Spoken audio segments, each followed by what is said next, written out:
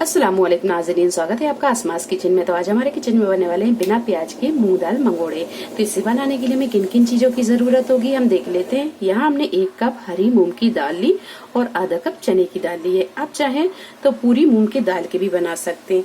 हमने चने की दाल इसलिए ली है कि इससे थोड़ी सी बाइंडिंग अच्छी होती है और कुरकुरापन आता है।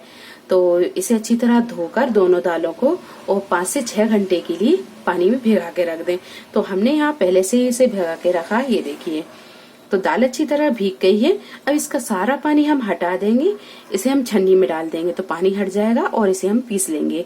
पानी हम इसमें बिल्कुल नहीं डालेंगे, बिना पानी के हम इसे पीसेंगे। दाल को हमने अच्छी तरह पीस लिया है और दाल में हमने पानी बिल्कुल नहीं डाला, इसे थोड़ा सा दरदरा ही पीसा है। 1 कप बारीक कटी हुई पालक और आधा कप बारीक कटा हुआ हरा धनिया, 3 से 4 हरी मिर्च, इसे भी बारीक काट लिया है। मिर्च अपने टेस्ट के हिसाब से देख लें, अगर आप तीखा कम खाते हैं तो मिर्च को कम कर लें। 1 पिंच बेकिंग सोडा, 1 टीस्पून पिसा हुआ गरम मसाला, 1 पिंच हींग और 1 टीस्पून सौंफ का पाउडर। ये सारी चीजों को हम इसमें मिक्स करेंगे। तो सबसे पहले ये पाउडर मसाले डाल देंगे। 1/2 टीस्पून कुटी हुई लाल मिर्च, 1 टीस्पून नमक डाल देंगे, 1 टीस्पून अदरक का पेस्ट, बारीक कटा हुआ हरा धनिया, पालक, हरी मिर्च। ये सारी चीजों को अच्छी तरह मिक्स कर लेंगे।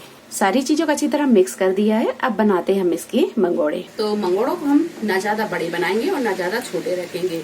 इस तरह के मंगोड़े बनाते जाएंगे।